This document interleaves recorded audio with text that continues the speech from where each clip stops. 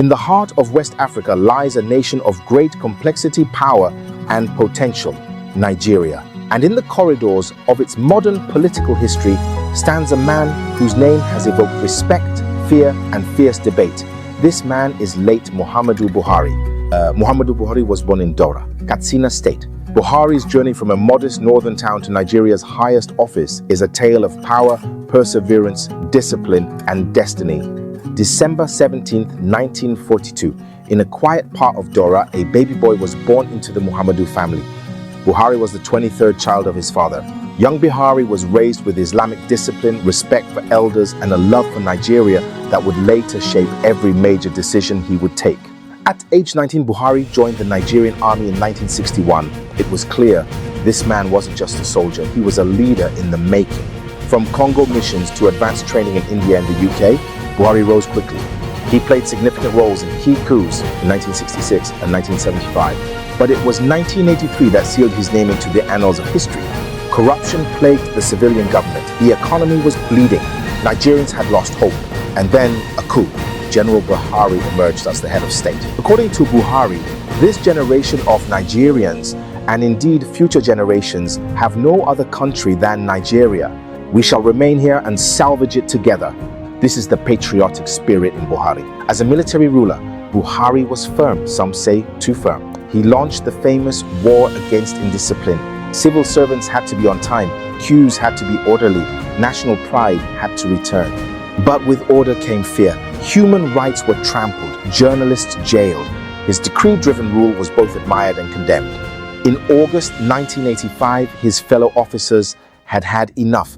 General Ibrahim Babangida staged a bloodless coup. Buhari was removed and detained for nearly 3 years. But in those quiet years, Buhari did not disappear.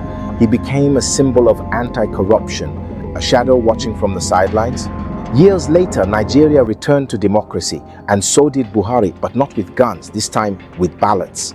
Buhari contested for the presidency in 2003, 2007, and 2011, and lost 3 consecutive times, but was determined and consistent. Many would have quit. But in 2015, with the merger of opposition parties and massive public support, Buhari made history. At 72, he became the first opposition candidate to defeat an incumbent president in Nigeria. Back in power, Buhari's mission was simple: fight corruption, defeat Boko Haram, fix the economy. But the former general faced a lot of challenges, to mention a few: insecurity and poor handling of violence. Despite initial military gains, the Boko Haram continued to launch deadly attacks in the northeast. What about banditry and kidnappings? This was rampant in the northwest and north central. Rural communities lived in fear. During Buhari's time, Nigeria experienced the worst farmer-herder conflicts under his watch, especially in the Middle Belt, with thousands killed. Finally, his government was heavily criticized for the alleged massacre at Lekki Toll Gate and the violent crackdown on peaceful protesters during the EndSARS incident. The second biggest challenge Buhari had during his tenure as president was economic mismanagement. During Buhari's time as president, Nigeria slipped into 2 economic recessions in 2016 and 2020 with limited recovery. Nigeria reached its highest unemployment rate, over 33% in 2021. Also, the economy remained heavily dependent on oil exports despite promises to diversify. The naira lost significant value and forex became scarce. Also, there was fuel subsidy confusion. The late Buhari was very slow in decision-making. His sluggish style of governance was widely mocked. He delayed cabinet appointments. It took him 6 months after winning in 2015 to name ministers, which created policy uncertainty.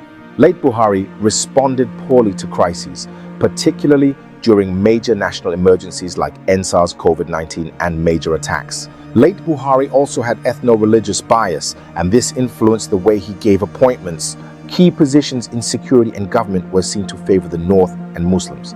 There was a perception of nepotism because many Nigerians felt excluded, especially from the Southeast and South-South regions. Also, critics accused him of being silent during the Fulani herdsmen's crisis due to ethnic affiliations. Buhari's tenure suppressed free speech and the media. The arrest and intimidation of critical journalists, the suspension of Twitter for months, drawing global criticism after Twitter deleted one of his tweets, was another challenge Buhari faced during his time as president. the implementation of hate speech and social media bills, which Nigerians saw as an attempt to suppress dissent. Another unbelievable one that happened was that Buhari watched corruption happen under his nose. On top of it all, he engaged in a selective anti-corruption war. Critics said only opposition figures were prosecuted, while APC members were shielded. Several government agencies were rocked by scandals. High-profile cases like Maina, Magwan fraud cases ended with little or no real punishment. Another challenge late Buhari had was health concerns and leadership absence. During Buhari's tenure as president, he frequently took medical trips to London and spent over 200 days abroad cumulatively, fueling concerns about a leadership vacuum. There was a lot of secrecy around his health. His administration was opaque about his health status, raising speculation and anxiety in the country. His administration disengaged from the digital-savvy Nigerian youth. There were frequent university strikes, e.g. ASUU strikes lasting months, showing poor engagement with academic institutions. There was a lack of regular addresses. Buhari rarely addressed the nation during major crises. He seemed aloof and out of touch with everyday Nigerian struggles. During Buhari's tenure, there was a lot of deteriorating infrastructure in some sectors. While there were rail and road projects, many Nigerians still experienced poor electricity supply, a collapsing healthcare system, and inaccessible rural infrastructure. Buhari also failed to deliver on his campaign promises, including ending corruption, securing Nigeria, creating millions of jobs, improving electricity, and reforming education. Many of these were either partially fulfilled or not delivered at all. In summary, Buhari's shortcomings were numerous and impactful, especially in security, economy, equity, and youth engagement.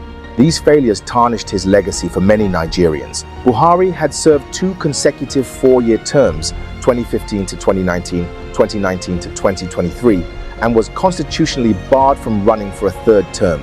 Bola Ahmed Tinubu, the candidate of Buhari's party, APC, had been declared the winner of the February 2023 presidential election by the Independent National Electoral Commission, INEC. Despite disputes and opposition challenges, Buhari committed to a peaceful handover. The event happened at Eagle Square on May 29, 2023.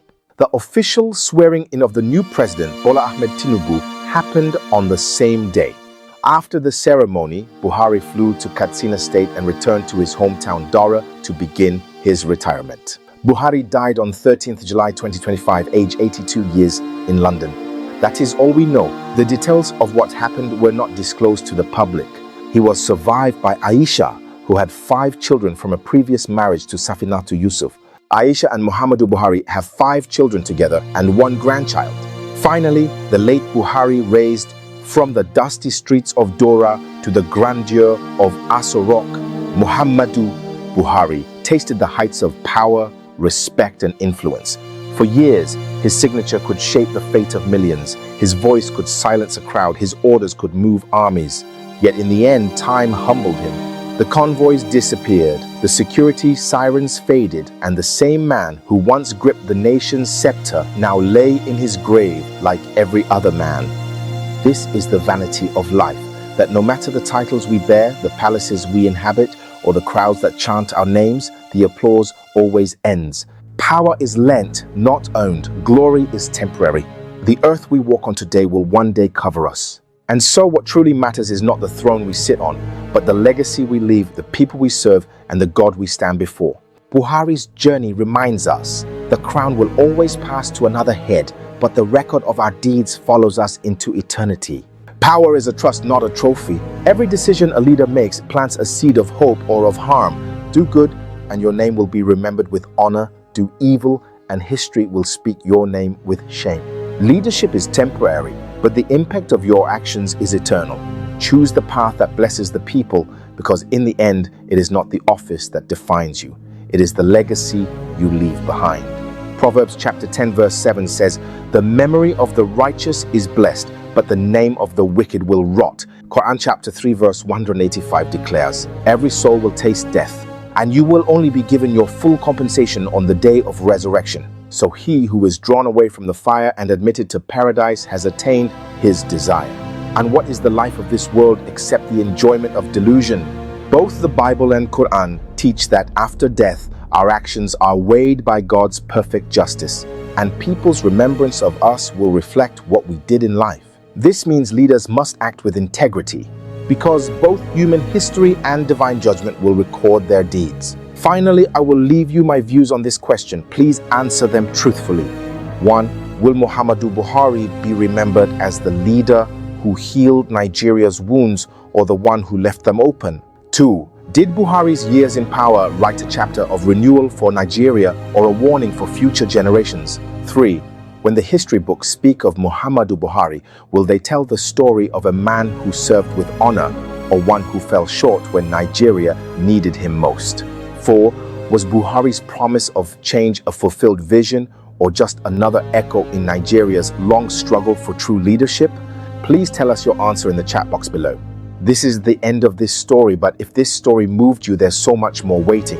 On this channel called Guardian of Folk Tales and Stories, we bring powerful, faith-filled stories to life using stories that heal, teach, and inspire. Don't miss the next one. Subscribe now and be part of a community where every tale has a purpose.